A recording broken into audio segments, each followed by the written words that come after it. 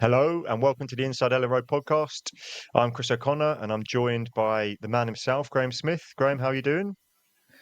I'm all right. How are you, Chris? I'm okay.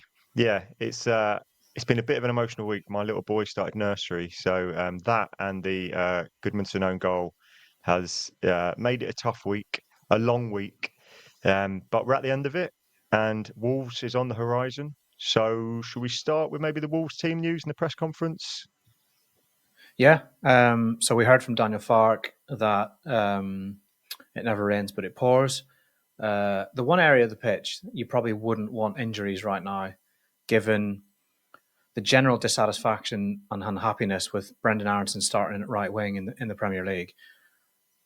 For Daniel James to still be struggling with that core injury that he picked up, I think when he was fouled, he's making that run through the middle at Craven Cottage. For him still to be struggling with that, and for the man who you would most naturally want to replace him, or maybe even to be in there instead of him, Willie Gnonto, to also be struggling with an injury he's picked up this week, it's not the news that anyone wanted to hear, I think. They're both major doubts. There's a chance they'll have kind of late fitness tests and they might be available to travel, but the way Daniel Farke was talking, it sounded quite pessimistic, which almost certainly means it's Brendan Aaronson at right wing again at Wolves. Yeah, I suppose the only alternative would be playing Jack Harrison on the right, which, Harrison's looked okay in some of the games he's came on, but he's definitely more suited to the left. So I would be surprised if it wasn't Brendan Aaronson who starts right wing, particularly because he started against Fulham. That doesn't fill me with a huge amount of confidence that our open play, um, you know, chances created is going to suddenly turn a corner. But it is what it is. Just when you think, one area gets back, like the midfield now seems okay. Tanaka and Ampadu both featured. Um, when Tanaka in the squad, Ampadu actually started. You think, okay, now maybe we can start seeing what this fully fit squad could do. You get a blow like that, and to lose both of them as well. Because I actually felt that I would quite like to see Nonto start on the right. I sometimes quite like what him and Bogle can kind of link up and do, and I felt like that was probably where I was leaning with the team sheet. And then you see that, and yeah, it fills you with a bit more trepidation.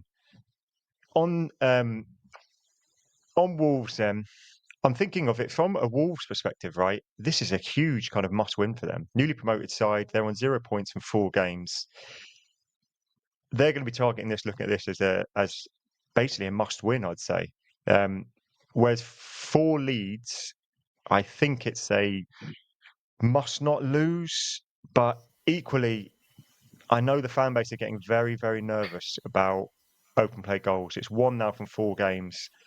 I think we need to see something going forward.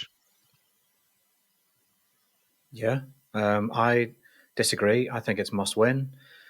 If you can't score goals and you can't beat Wolves, then who are you going to score goals against and who are you going to beat?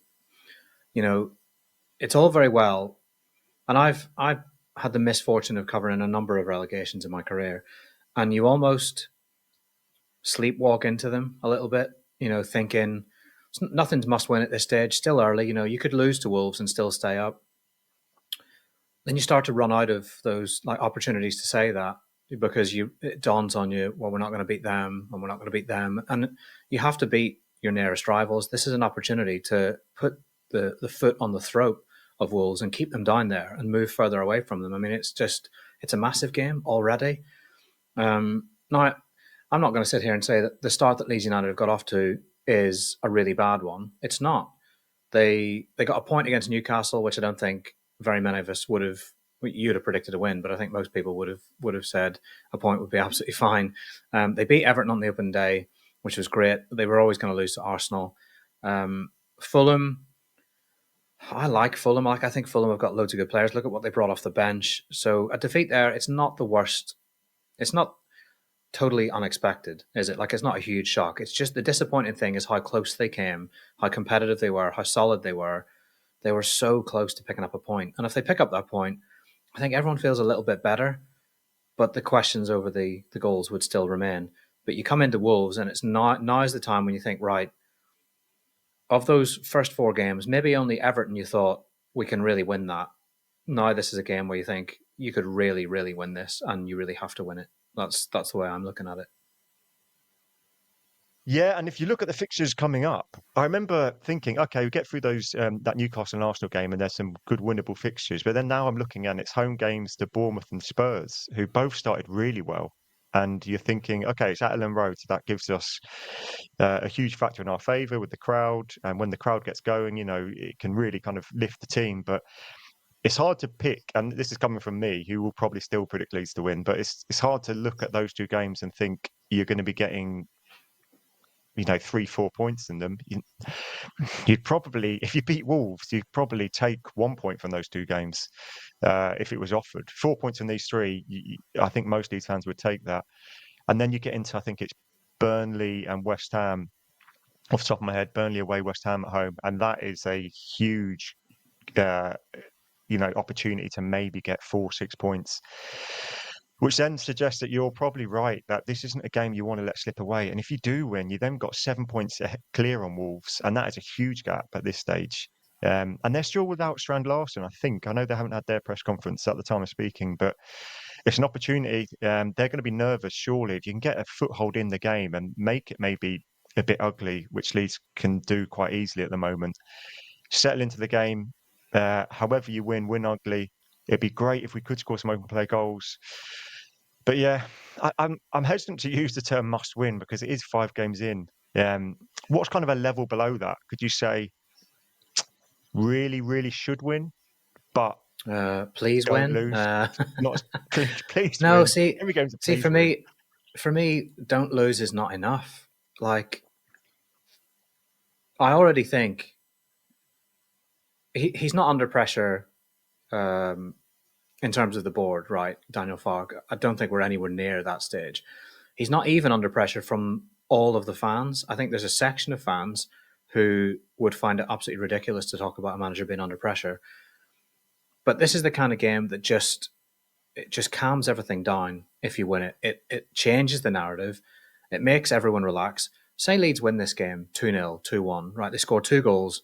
Doesn't matter how they come. I mean, it would be great if at least one was from open play, just so that we know they can do it, because at the minute we don't. I just think that relaxes everyone, probably takes the pressure off the players a little bit as well, because it's probably going to start to become a thing for them. If they don't score in this game, then they know that the question on everyone's lips, the only question that's getting asked of their manager, the only thing the fans are talking about is that they cannot score goals. Yes, they can defend, and that's great. I mean, that has been a really reassuring factor to this start of the season. You take the Arsenal game out of it, Leeds have been competitive, they've been compact, they've been solid, they've worked really, really hard defensively to keep up with teams and to be mobile and to match runners and all of that. And those are things that we didn't know they could do at this level, right? So I'm taking those as big, big pluses, like serious positives. But to stay in the division, you have to score goals or you're not going to win games. I just think win this one, score a goal or two, and everyone breathes a bit of a sigh of relief, even at this stage of the season. So it's not in terms of a Daniel Farke needs a result. I mean, he does. All managers need results, but it's not about that. It's about just reassuring the world and the Leeds United fan base that this team is going to be able to score goals and can get them from somewhere, despite the very obvious thing that Farke keeps saying, which is we don't have the level of individual quality that other teams have. And Fulham was an example of that, wasn't it? They're bringing Emile Smith-Rowe off the bench. They're bringing Muscle Man himself, Adama Traore, off the bench. I thought Leeds coped pretty well. It was actually only when Kevin, who for some unknown reason, I got in my head his name was Kenny, right? I know they've got Kenny Tete playing at fullback, but I got it in my head that his name was Kenny, and I just continually called him that for about 17 tweets in a row. When they brought him on, that to me showed the big gulf between what Leeds have and what others, even mid-table clubs, bringing on £30 million, £35 million wingers who change games. He completely changed the game. Leeds coped with everyone really well, I thought, apart from him, and he was able to really ratchet up the pressure. And yes, there was there was misfortune in that Leeds should have had a throw-in, or there's a dispute over a throw-in before the corner that led to the goal, and the goal itself is just absolutely honking in terms of luck. But the game had been changed already by then, and I thought Kevin had really shown us what £35 million can get you. It leads on again to the kind of the PSR and what Leeds have got for what they spent. And you've said previously that the figures will out themselves when they're revealed, and we will know exactly whether they've spent every penny they can. So I'm going to take them at their word, because there's no reason for them to have lied about that, because it would look very foolish when the figures are released. So in the real world that we're dealing with, there was no way Leeds could get Kevin and everyone else that they have got without a couple of major sales. I know they went for Pajon, and he would have been in a similar ballpark. Was it around 30 million? And that would have almost certainly meant that, James Justin didn't come in, for example. And then you can imagine fans now saying, we've got no fullback cover. So I guess the reality is that there was no way you could tick every box well this summer with the limitations we had. I know they still went for Wilson, but from our last conversation, that seemed to imply that would also have left a possible sale needed before the end of, is it June, I think, is when the kind of deadline is. Yeah. So I can kind of see their perspective, and I can kind of see how frustrating it is to be having these parameters on you when you kind of look at some other clubs and what they seem to be doing around it. But yeah, it really highlighted what a difference maker can do, because he did change the game. And look, let's get on to Fulham then, because I had a mate who's a Spurs fan who went down to it, and he sent me a message saying he's going to the game. So I said, let me know what you think, kind of from a neutral. And afterwards, he said, I thought Leeds were the better team. He said he thought Ampadu was excellent. He thought he stood out, which I think is a big plus for us having him back. He also actually mentioned Okafor, which I thought was quite interesting. He said, he seemed to carry the ball really well and looked like, your best kind of threat, even if, he didn't seem to create anything massive. And I was reflecting and thinking, that's kind of 3 games where Leeds have probably been the better team. I think against Everton, we were certainly the better team. Newcastle, I think we were the better team. And possibly Fulham, we maybe shaded a game which should have been a draw. So there are positives to take, but we still lost it. We lost the game. We didn't capitalise when we were on top. We missed a big chance, Calvert-Lewin. That's probably the one that you think you should score. I know we hit the bar, but that was outside the box, and it was a really good effort. So I know Daniel Farke gets a bit of stick for the kind of spin he puts in it, and I know how he kind of presented the season that 2 clean sheets, 4 points from 4 is not bad. And sometimes I think I'd quite like Daniel Farke in the mornings when my son's had a bad night's sleep and been up a few times, and Daniel can be like, he's had a clean sheet again. The sun's out, he's happy. We go again. I sometimes need a bit of that, so I don't mind him putting that kind of spin on it. But yeah, there are loads of positives, but I still can't help shake this fear that we're one loss away from that kind of meltdown feeling happening. Yeah, and I think if you lose to Wolves, then I think the Wolves will be circling. I think that's when fans will really express their dissatisfaction at how this is all shaping up. Even with 4 points in the bag. At Fulham, I thought they did a lot of things really well. I did like Okafor running with the ball. There was a couple of times when he kind of broke free or he got away from a marker, and he did look quite dangerous.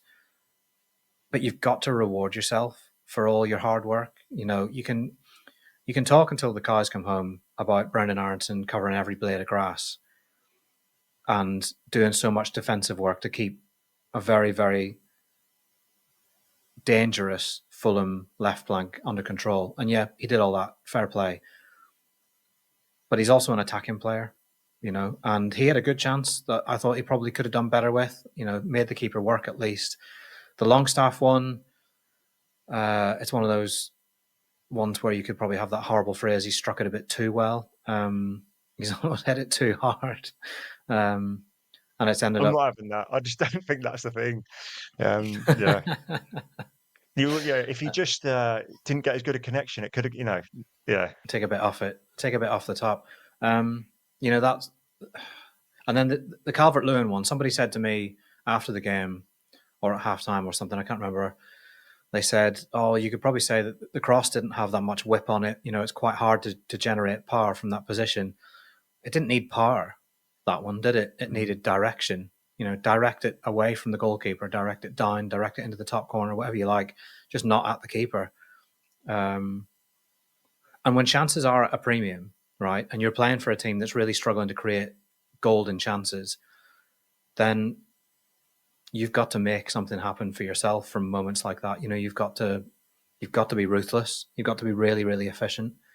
And I just don't think they were, Leeds, which was frustrating, because then that meant that all their hard work was undone, because you ultimately leave yourself open to the prospect of losing the game if you don't capitalize when you're on top and when you are being the better team, and they were for spells.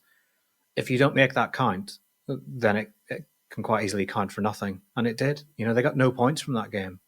You can't really come away from there thinking there's a ton of credit to be had. There are positives to be had, but only if then you go on and sort out the goal scoring problem. Otherwise, they'll just keep happening again. And I really feel for Gabby Goodmanson, because I thought he was superb.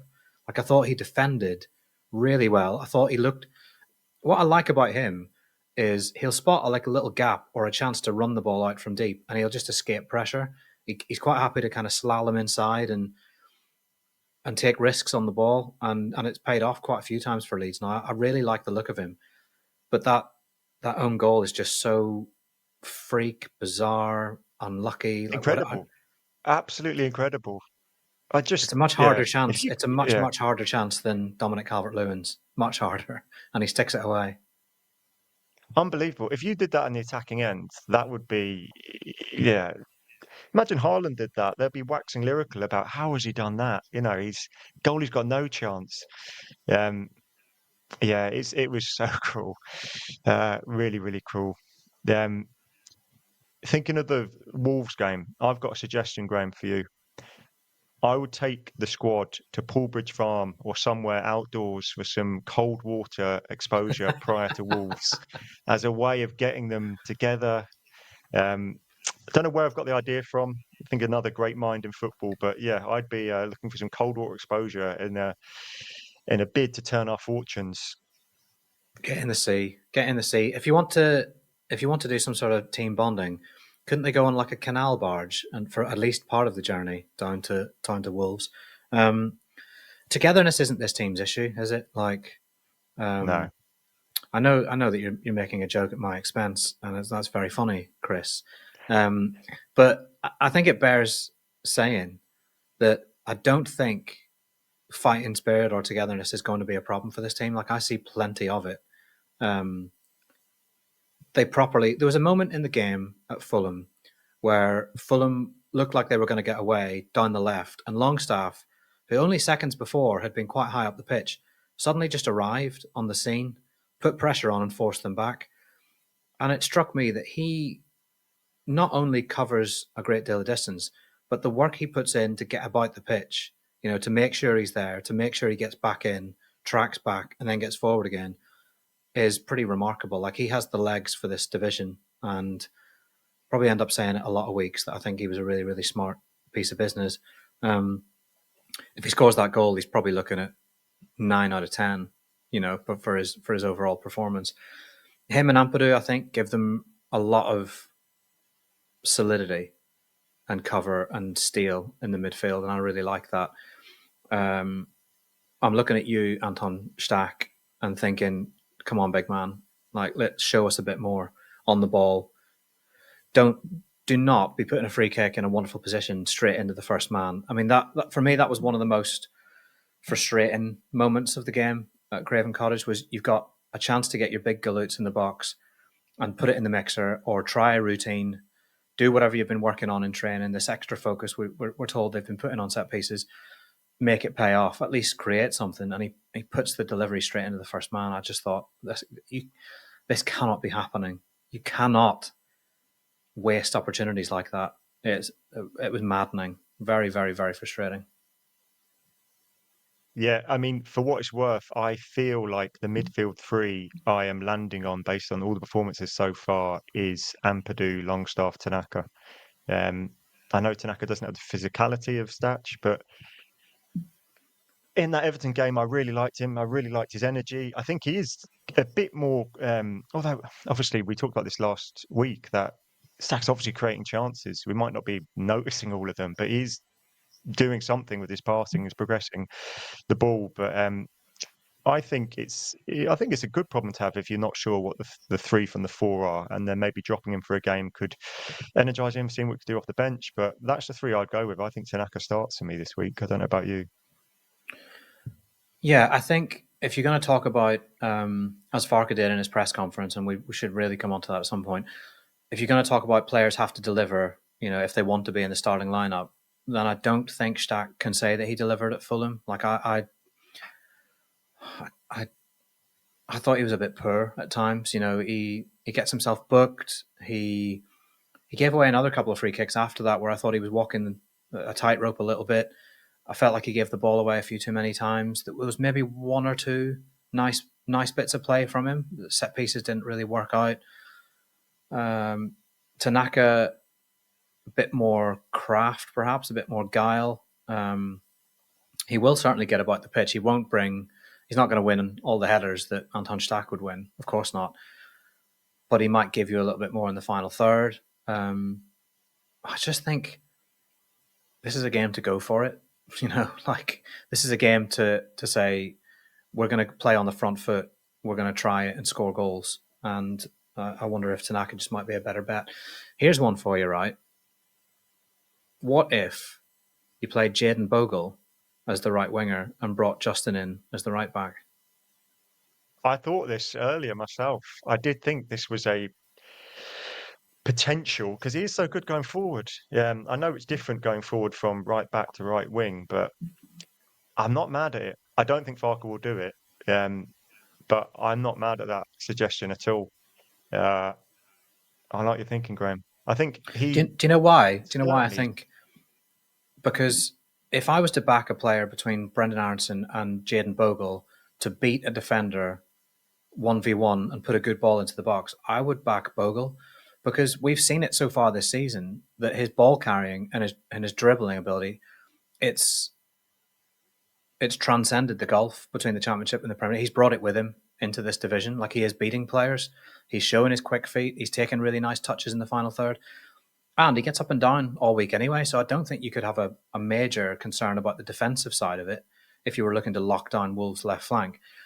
Yeah, I don't know. I feel like it's something I would like to see. And I would imagine that there were those who will say, you've just got a massive agenda against Brendan Aaronson. No, I just like to see attacking threat and creativity, and I think Bogle really brings that. I think he's been excellent so far. Struggled a little bit, obviously, when Kevin/Kenny came on at Fulham, but I think most defenders occupying spaces between 20 and 8 in the Premier League will probably struggle with a player like that, and possibly even defenders playing at a higher level, because he was just that good. But I just think Bogle's been class, really, really, really good. Yeah, I guess the counter argument could be that he's still doing that from right back, and coming from a deeper starting point, it might help even if Aronson's ahead of him. That they can link up. But James Justin is more suited to right back than left back, so that works, and he's played in the Premier League loads, and I think he can get forward as well. So yeah, I'd be up for trying that. I don't think Farke will do it. I think we'll see Aaronson, which means if he does start Tanaka, that would be no Harrison and no Stat, who are the two set piece takers. I would say at the Well, moment. So probably Goodmanson has taken a few, hasn't he? Yeah. Okay. Yeah. Yeah, True. you do make Yeah. you do make a point, but this,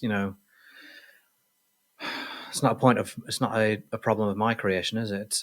It's a problem of their transfer window's creation. So, yeah, that's a really good point. Who's taking the the corners and free kicks if either of those two is not on the pitch. And it's definitely an area that I think Leeds United need to be exploiting a lot better than they are doing.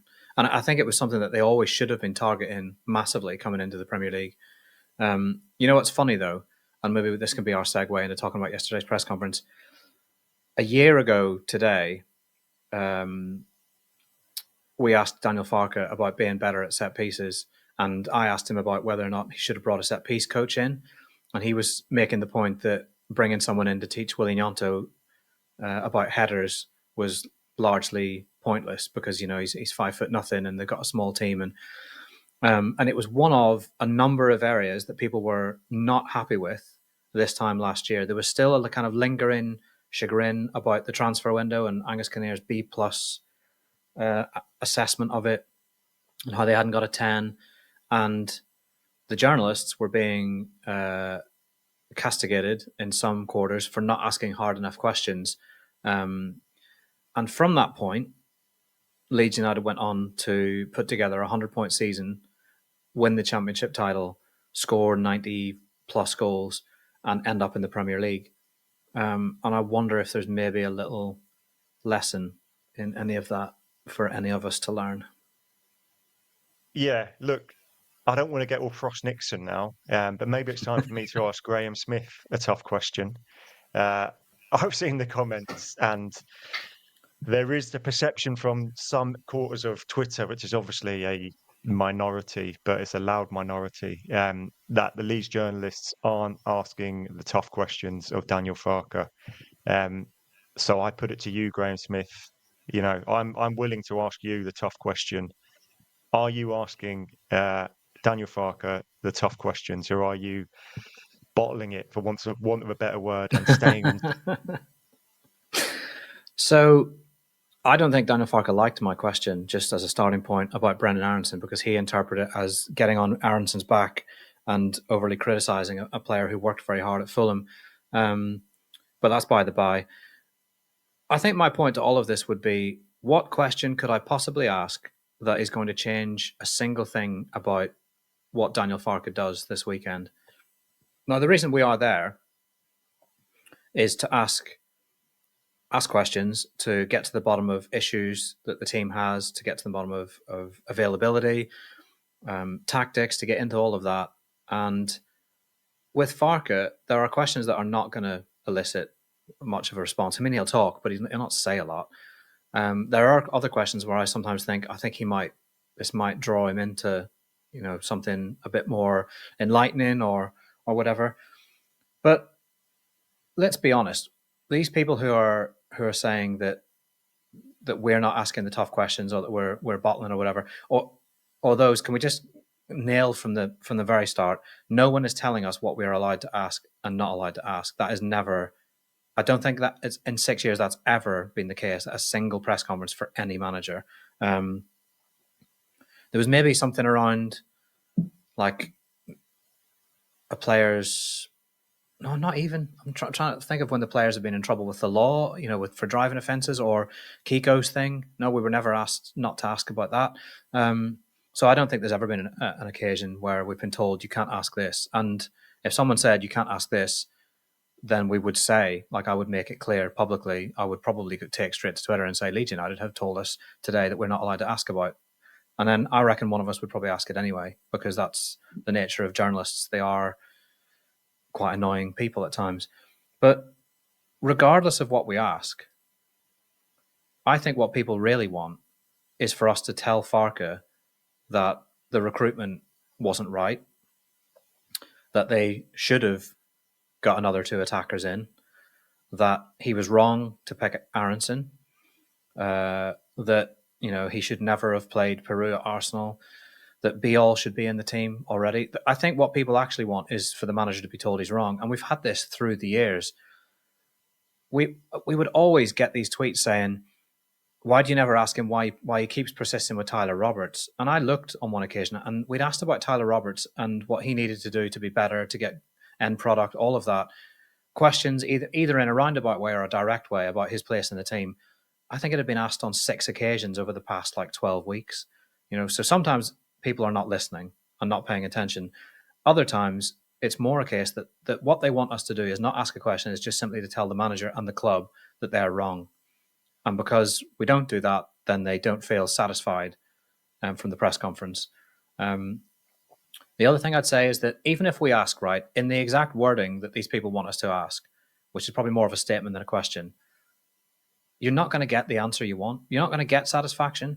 Daniel Farke is not going to say, I shouldn't have picked Brendan Aaronson at Fulham. You know, he's not attacking enough. He doesn't create enough chances. He needs to create chances, or he's not going to be good enough at Premier League level. He's not going to say that. It's just not. So it's like the whole ask them. Why don't you ask them if they train set pieces? They train set pieces, right? Every football team trains set pieces. What you really want to know is why are you not better at set pieces? And so you ask that question in terms of asking about a set piece coach, or asking if you got more focus on it. But yeah, I would certainly apologise to anyone who feels like we're going along there and half-assing it. At the minute, the big topics are, how do you score goals?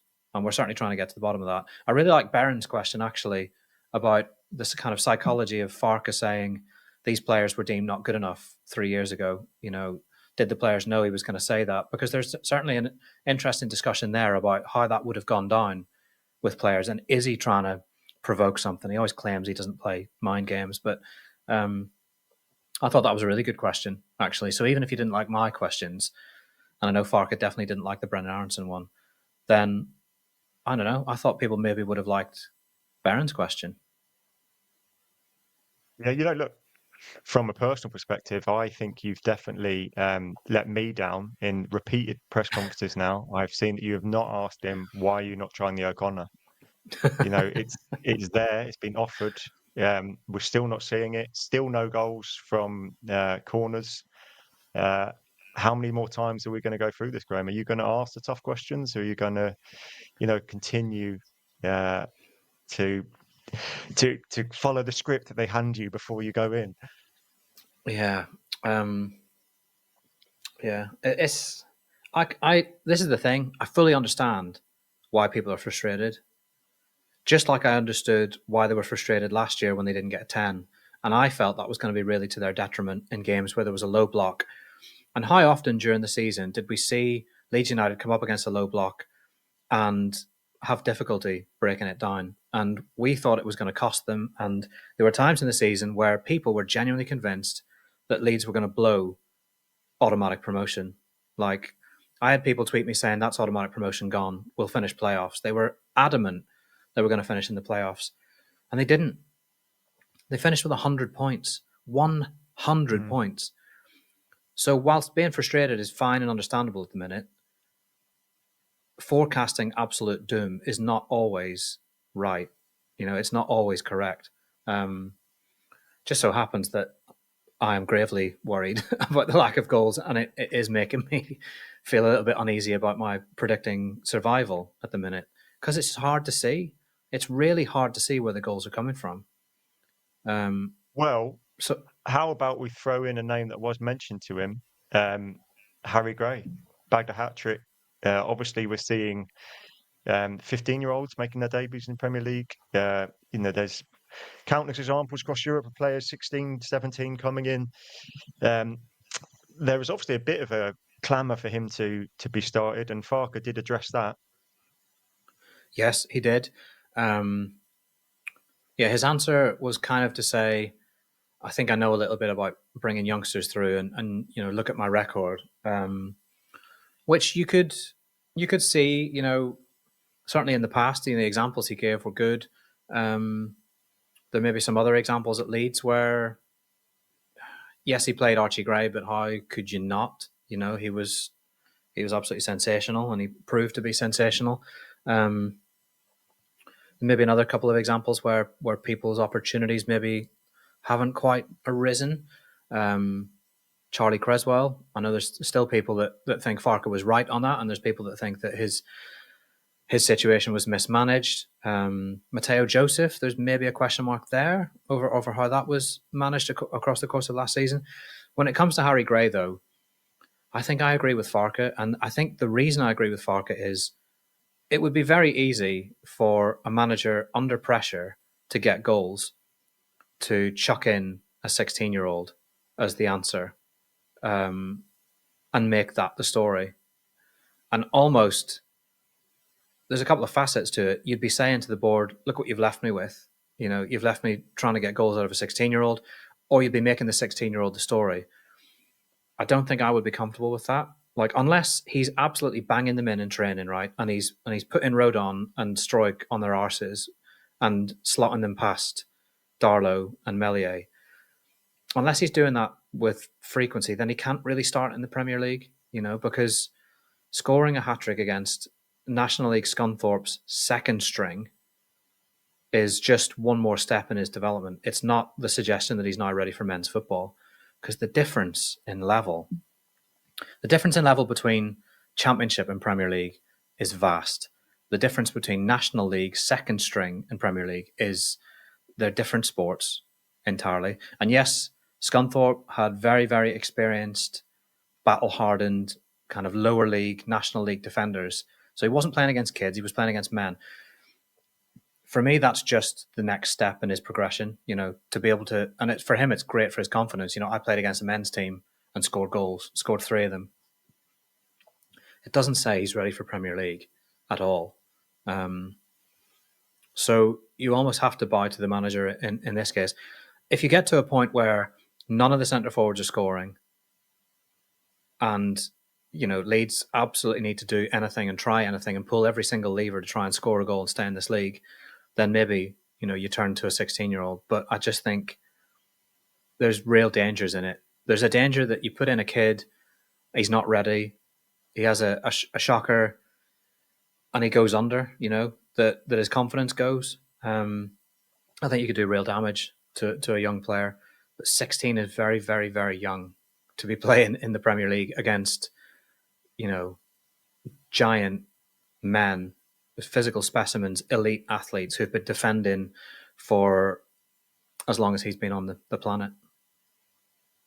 Yeah, I agree. And I think his answer was fair. I did like it's hard to turn off the David Brent UK office fan part of my brain when I read press conference answers sometimes. I did like the bit where he was like, if I was thinking of a coach to manage young players, he didn't exactly say it like this, but it was a bit like, it wouldn't be Klopp, it wouldn't be Pochettino, it wouldn't be Arteta, it'd be Daniel Farke. Not going to be arrogant, but, that's who it is. It is, I like Daniel Farke, and it's hard to not kind of be a bit David Brent in the football world. I find out no one will ever beat Brendan Rodgers, but actually maybe Russell Martin might actually be a new contender for the kind of like. It's incredible. Yeah, it's incredible that they're going head to head, isn't it? I know. Yeah, he could take the mantle. He's slightly more on that kind of high performance podcast vibe than David Brent. Although Brent would be a great guest on the high performance podcast. Actually, that would be a crossover. I'd love to see one day. So let's go on to one thing you mentioned there, actually, I just wanted to pull you up on. You said in training Melier and Darlow. So is the subtext there that Perry is still out for the foreseeable, or he's definitely out for Wolves? Yeah, I'd just say that because this week you wouldn't imagine he's getting that many shifts in full training between the sticks. If he's not going to play at Wolves, then that wouldn't make a lot of sense. But in general, obviously, he also needs to be sticking them past Lucas Perry to get his place in the team. Yeah, I mean, on the presser as well,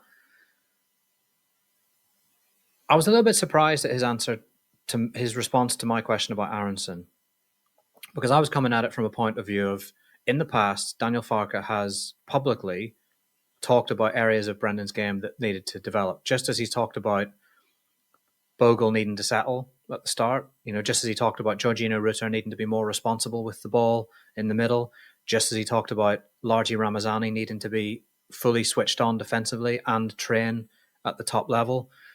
Let me think. What else has he talked about?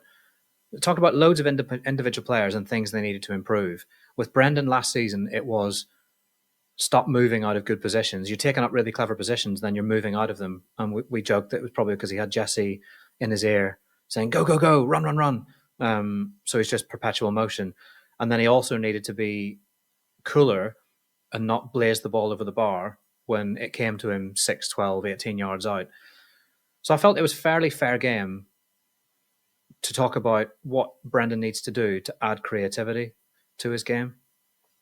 I think what I'd say in response to Daniel Farke is that it's not scapegoating, because we talk about players, individual players, all the time, and what they need to do better and what they can do more and what they're good at.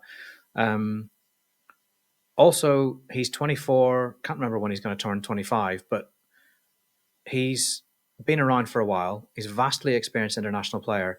Leeds United paid, and this is not Brendan Aaronson's fault, by the way, Leeds United paid 25 million for him to bring him as an attacker to the Premier League, and he's on a Premier League wage, right? Given all those things, I think it's a fair expectation to ask an attacking player to chip in with an attacking contribution. Now, if he scores that chance at Fulham and he gets into a great position, anticipates the ball, gets a strike away, makes the keeper make a save, if that goes in, we're probably not talking about Brendan Aaronson this week, or we are, but in a different way. Results, goal contributions. Calvert-Lewin puts that header in. That was his looped ball back in, I think, as well, wasn't it? So that would have been an assist. But yeah. So he was involved. We've just named 2 instances where he was involved. But for me, he wasn't creative enough in the Championship. He didn't get enough assists in the Championship. And now we're at a much, much higher level. Now, there's maybe an element of helplessness here from Leeds United's point of view, because they didn't get the other winger. And now Gnonto and James are both struggling. But if Aaronson is going to be the man to play there, then along with all the very commendable running he does and defensive work, there still has to be an expectation of something else going forward. He has to be able to contribute. He has to be able to make chances. He has to be able to score goals. And I think what I was trying to get at was, how do you get that from a player? Like, what do you do? What are the actual literal steps you take to get a player to be more creative? Like, I'd be interested in that. But Farke kind of took the question in another direction and made it more of a defense of Aaronson. And I don't think I agree with him saying, from a fan's point of view, if a player's working hard, that's all you want to see. No, because quite a few of those fans would quite happily pull their boots on and run up and down until their legs gave way, until their lungs exploded. Hard work is what you want, but it's very much a minimum for an attacker. When's it going to be fun this season, Graham? Can you tell me? All these projections are so. When are we going to score an open play goal, and when's it going to be fun? Wolves. Tell me. Well, tell me. The thing is, Wolves. We have had fun games at Wolves. I remember Luke Ayling's botched Robbie Keane celebration. That game was mental. I was there. I was in the away end. Yeah, that was Jesse Marsh, wasn't it? I think. Was it? Yeah. Did we go down to 10 men? Early on. No, didn't they go down to 10 men? Didn't there? Was that a different occasion where their keeper got sent off for absolutely poleaxing someone, or was that a different game? Am I mixing up? I think you might be right. I think And did Charlie Creswell? No, I'm mixing that one up. Did Charlie Creswell feature in it? But the one I was at, we won 3-2 from going 2-0 down. Yeah, and it was amazing. It was really fun. Yeah, and I remember lots of people leaving at half time, and I thought of them after the game when they missed it. But yeah, that was fun. Yeah, I'd take that. That would be fantastic. Yeah, I would absolutely take a 4-2 victory at Wolves. End to end. Aaronson hat-trick. Aaronson hat-trick. I mean, he'd shut me right up, wouldn't he? He could give it all that shushing. He could cup his little hands to his little ears, and I would say fair play, son. I will drape myself in the stars and stripes. No, I'm not going to say that. I'm not going to do that. But it's been said. It's on air. But he would, the weekend. Next episode, he will be sticking it to me. Maybe I'll get a pair of those stars and stripes pants from, and I mean trousers in the American sense, from what's that film? That great film with a very awkward guy, and there's a llama called Tina. Oh, it's right on the tip of my tongue. You must know. Comedy film. There's going to be people screaming listening to this. I'm going to have to look it up. Napoleon Dynamite. I just say while you're looking it up. Okay. Napoleon Dynamite. I just want to say, I think I speak for all Leeds fans, but I'm glad you meant trousers in the in the kind of UK term. I would never Okay, so denigrate a country's flag by wearing them as underwear. I'd like to put that record straight. Yeah, I'd love it if Aaronson scored a load of goals and got a load of assists. Like I would really enjoy watching that, because as I wrote in my piece about the Fulham game, that last spot on Match of the Day is beckoning. You know, it's patting the sofa and saying to Leeds, "Come and sit next to me." Because if you don't score goals, that's where you find yourself. And away from home, you know what? Apart from in this game at Wolves, generally away from home, I don't mind if Leeds are a bit boring and if they're a bit dig in and head it and kick it and grind out results. You know, if they got a point at Fulham, I'd be thinking fair play, like that'll do, that will do, pig. You've come up against really, really good players, really good team. You know, players like Calvin Bassey and Muniz and Kevin, and you've come away with something like that. That would be very, very admirable. But I would like you to go and beat Wolves and be better than them for large stretches of the game and do something quite exciting. let's move on to some funner topics, kind of outside of the pitch. Did I see recently? Tanaka is the face of a mayoral campaign. Is that anything you can shed some light on? And the second question, actually, if you were running for mayor, which Leeds United player would you use as the face of your campaign? As the face of my campaign, that's a great question. Yeah, Tanaka. They decided that Tanaka should go on the poster that encourages people to get out and vote. So it's not like he's backing a candidate. It's just that they feel like his face screams, you know, get involved in democracy. I just think So it's who would you be picking for your campaign? Who are you? So this wasn't a specific. I thought it might have been no, it's part of not. No, it's not like a candidate. I don't think he's backing a candidate. Okay. That would be bold for a footballer to lend his face to an individual. But if I was putting together a political campaign and wanted people to vote, then I would 100% be using Yacobiol. And I'd probably have him like holding dumbbells or some sort of a weapon, maybe. Just it would be pure intimidation. Get out and vote for me, or I'll send the big man round. Vote early, vote often. That would be Graham my Smyth, message. authoritarian. Yeah, okay. It's all Dictator, coming up now. full I think full I'm going dictator. road on. Yeah, Oh I'm going yeah, road on. I feel like I would follow that man to the depths of anywhere. Yeah, I would. If that man said, you know, we're going over the top, I'm going with him. So yeah, road on we're would going be to front in my Blackburn. campaign. We're going to Blackburn to sample the press food, and you'd follow him into that. That's incredible. I'll follow him anywhere, Graham. Yeah. Um. Okay. Lord Bamford pub. That was a Yeah, nice piece of news and a really nice touch, I thought. Um, yeah, really lovely gesture. And it's also going to be the HQ of the Wilco 92 campaign. that's right. Firstly, I think I've said this a few times. I don't feel like Leeds United have done a tremendous job of honouring people while they're still here to be honoured. And often the names that we throw out are Howard Wilkinson, because of his unbelievable contribution to the club's history and the legacy that he put in place. Eddie Gray, obviously, another one. Reaney, Clark, like these Graham absolute Smyth. legends. Your Reaneys, your Clarks, your Smiths. These legends who, let's be perfectly honest, if it's not for Paul Reaney and it's not for Alan Clark and it's not for Eddie Gray, this club probably isn't anywhere near the size it is today, because everything has been built on that glorious era and what they did and the fact that they were just the best. They are still here. They're still with us. And surely it's better to honour them properly while they're still here, to enjoy it and to realise the standing in which they're held by this club. Now, the supporters let them know routinely how they're, because you know you watch Eddie Gray make his way from his car to Elland Road, or Paul Reaney make his way around the stadium doing tours, or what he does on match days. You see the way people react with them. You see kind of granddads and dads saying to their kids, this is Eddie Gray, he was my boyhood hero, or he was the best player we ever had, or whatever. Like, the fans do their bit.